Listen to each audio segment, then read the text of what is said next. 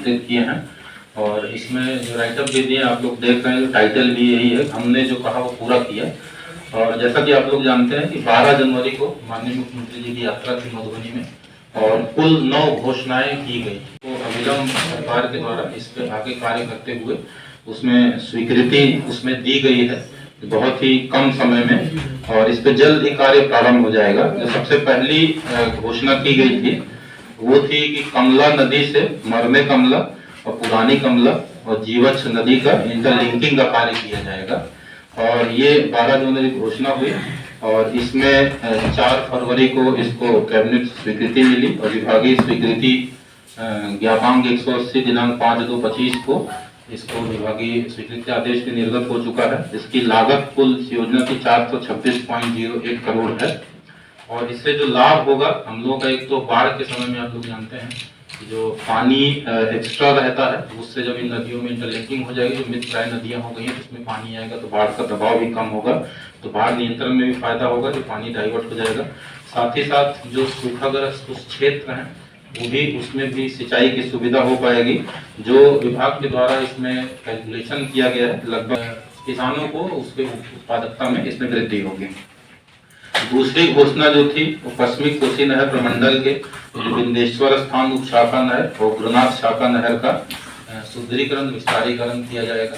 इसमें भी जैसा कि आप लोग जानते हैं कि काफी पूर्व से जो पश्चिमी कोसी नहर प्रमंडल की विभिन्न योजनाएं थे, जो गैप फिलिंग का कार्य किया गया था, तो जिस कारण से नहरों में पानी काफी अंतिम छोर तक जाने लगा, किसानों को बहुत राहत हुई।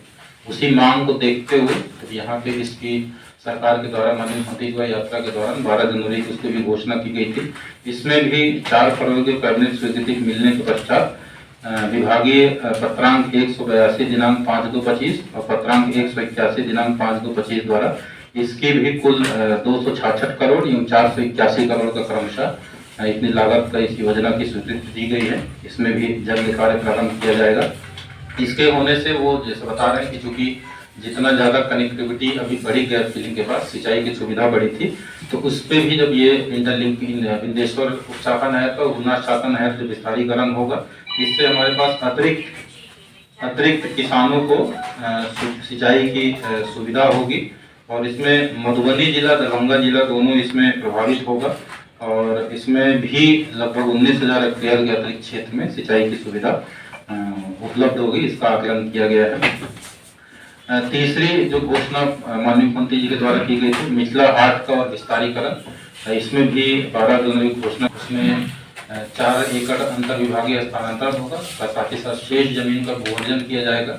और जो मिथिला हाट आप लोग देख रहे हैं कि कितना पर्यटकीय दृष्टिकोण से हमारे इस क्षेत्र को काफी फायदा हुआ है, और न केवल आर्थिक रूप से बल्कि लोगों के लिए भी आप देखते हैं तो अपने जो मिथिला का कल्चर है उसको भी शोकेस करने का अवसर मिल रहा है। यहाँ का खान पान संस्कृति भी लोग देख रहे हैं, न केवल दूसरे जिलों के लोग आ रहे हैं बल्कि दूसरे राज्यों के लोग भी आ रहे हैं, जो पर्यटकीय दृष्टिकोण से बहुत महत्वपूर्ण हो गया है। तो विस्तारीकरण का उद्देश्य यही है कि चूंकि जो इतना महत्व इसको मिला है, इसको और कैपिटलाइज करते हुए इसमें और फैसिलिटीज प्रदान की जाए, ताकि ये एक पर्यटन का एक आकर्षण का मुख्य केंद्र अपना मधुबनी जिला बन सके। और इसमें जो बच्चों का लिए जो वाटर पार्क है, चाइल्ड राइड है, वो सब भी इसमें शामिल किए जाएंगे, ताकि एक पर्यटन के लिए बहुत बड़ा आकर्षण का केंद्र ये बने, और उससे लोगों को अपने जिले में रोजगार भी ज़्यादा मिलेगा और आर्थिक स्थिति में भी लोगों के सुधार होगा, और पर्यटन का एक जो विकास होगा तो अपने जिले का और इसमें नाम होगा। चौथी, मधुबनी में अंतर्राज्यीय बस अड्डे का निर्माण कराया जाएगा, जिससे लोगों के आवागमन की बेहतर सुविधा हो। इसको भी 2025 के पश्चात विभागीय पत्रांक 305 दिनांक 4/2/25 के द्वारा कुल 14.53 करोड़ की योजना, इतनी लागत योजना की स्वीकृति विभाग के द्वारा दी गई है। इसमें भी इसका लाभ आप लोग सभी लोग जानते हैं, बहुत डिमांड भी चल रही थी कि मधुबनी शहर में बस स्टैंड के होने के कारण थोड़ा सा वहाँ स्थिति भी खराब रहती है, जाम की समस्या रहती है। और जब ये शहर के बाहर इसको बनाया जाएगा इतने राशि की योजना, तो बस स्टैंड भी ट्रांसफर होगा और अच्छी सुविधा वाला वहाँ पे जब बस स्टैंड बनेगा तो न केवल हमारे शहर में ट्रैफिक की समस्या में सुधार होगा, बल्कि यात्रियों को और वाहन चालकों को भी इससे फायदा होगा। वहाँ की पूरी सुविधा के साथ बस स्टैंड का निर्माण जब होगा, और इस साथ ही साथ जो और आप चूंकि अंतर्राज्यीय बस स्टैंड रहेगा तो और आवागमन के भी लोगों को सुविधा में काफी सुधार होगा। अगला है जयनगर शहीद चौक के पास आरओबी का निर्माण कार्य। इसकी भी घोषणा माननीय मुख्यमंत्री जी के द्वारा की गई थी। इसकी भी बहुत समय से डिमांड हो रही थी, तो 4 फरवरी को इसमें भी स्वीकृति के पश्चात विभागीय पत्रांक 898 दिनांक 5/2/25 को कुल 178 करोड़ की लागत की योजना की स्वीकृति दी गई है। इसमें वहाँ भी जयनगर में शहीद चौक के पास में जाम की काफ़ी समस्या रहती थी। रोड ओवरब्रिज बनने के कारण जब ये रेल ओवरब्रिज, तो इससे जाम की समस्या से निजात होगा और आवागमन में बहुत सहूलियत होगी और सुविधा और समय की कमी भी उसमें हो जाएगी। कार्य किया जाएगा, इसकी भी घोषणा माननीय मुख्यमंत्री जी के द्वारा की गई थी। इसकी भी 4/2/2025 को कैबिनेट स्वीकृति के पश्चात विभागीय पत्रांक 915 दिनांक 5/2/25 के द्वारा कुल 293.95 करोड़ की लागत की योजना की स्वीकृति दी गई है। इसको भी NH 57 से यहाँ से कनकपुर से जगतपुर तक का और फिर इसको पंडौल बाईपास से जोड़ा जाएगा। कुल लगभग 28 किलोमीटर की योजना है ये, और इससे जो शहर में कई सारे जो बसेज और ट्रक्स ये सब शहर के एक सिरे से दूसरे सिरे से जाना पड़ता था, तो उससे अगर जिनको शहर में आने का आवश्यकता नहीं तो बाहर से वो निकल सकते हैं। साथ ही साथ आम जनों को भी अगर एक तरफ से पंडौल साइड से रहीका साइड जाना हुआ, इस वक्त अगर कई बार शहर के अंदर से जो जाना पड़ता था, तो उसमें भी इस रिंग रोड के निर्माण होने से उनको भी सहूलियत होगी। इससे मधुबनी शहर में ट्रैफिक की समस्या का निदान होगा, ताकि लोगों को आवागमन में काफी सुविधा होगी किया जाएगा। इसकी भी विभागीय पत्रांक 998 दिनांक 4/2/2025 के द्वारा कुल 132.78 करोड़ की लागत से इसकी योजना स्वीकृति होगी। इसमें अपने जिले में जैसा जानते हैं कि हम लोग पूरे बिहार से ही माइग्रेशन की समस्या रहती है, और विशेष तौर पर मधुबनी जिले से काफ़ी ज़्यादा लोग रोजगार की तलाश में बाहर जाते हैं। तो अपने जिले में ये औद्योगिक क्षेत्र लगभग 400 एकड़ का तो स्वीकृति भी मिल गई है। हमारा औद्योगिक क्षेत्र बड़ा बनेगा, यहाँ के लोगों को निश्चित रूप से मधुबनी की जनता और कार्यकर्ताओं को देना चाहूँगा में सुधार होगा। हम इसी के साथ उत्साहित हैं, आप भी अपना उत्साह बनाए रखिए। घोषणा मधुबनी में जब आता हूँ मैं मधुबनी में 400 एकड़ का हर बार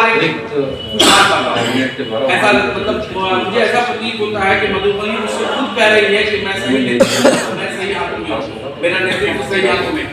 इसमें और रात में मेरी प्रतिनिधि से बातें कर रहा था, इन्होंने कई ऐसी महत्वपूर्ण बातें बताई मधुबनी की तरक्की को लेकर, मधुबनी की खुशहाली को लेकर, तो बहुत अच्छा लगता है, सुनकर बहुत अच्छा लगता है। वहाँ पे 7 एकड़ के और कम्युनिटी 10 के 10 सीटों को जीतकर किया जाएगा। आप भी बहुत ही महत्वपूर्ण माननीय नीतीश कुमार माननीय मुख्यमंत्री को सौगात करके आदरणीय प्रधानमंत्री को सौगात करके, उन्होंने आपके लिए हमेशा वो मधुबनी के लिए संगठित हैं, वो मधुबनी के लिए हमेशा सोचते हैं, वो उन्होंने आपके लिए बहुत कुछ किया है। सभी योजनाओं को आपने सुना, तो इस बार जो पिछली बार गलती हुई थी 1 सीटों की, उसको भी हार के इस बार 10 सीटें एनडीए के खाता में डाल दिया जाए।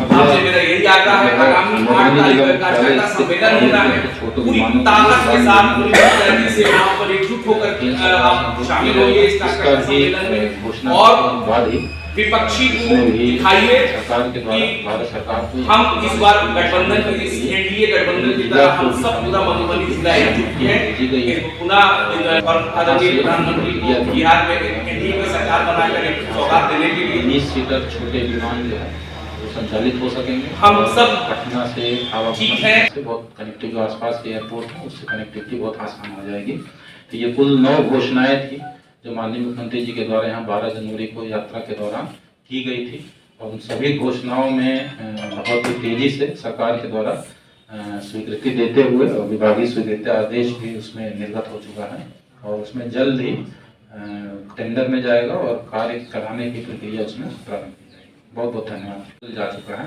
स्वीकृति वहीं को मिल गया। मत्स्य विभाग बोला था वही ना, वही जो जिला स्तरीय अधिकारी हैं जो क्रियान्वयन के लिए जिम्मेदार हैं, और उसकी नियमित हम लोग समीक्षा करके इसमें इंश्योर कराएंगे कि बहुत ही रिकॉर्ड टाइम में इस काम को शुरू करा के इसको कंप्लीट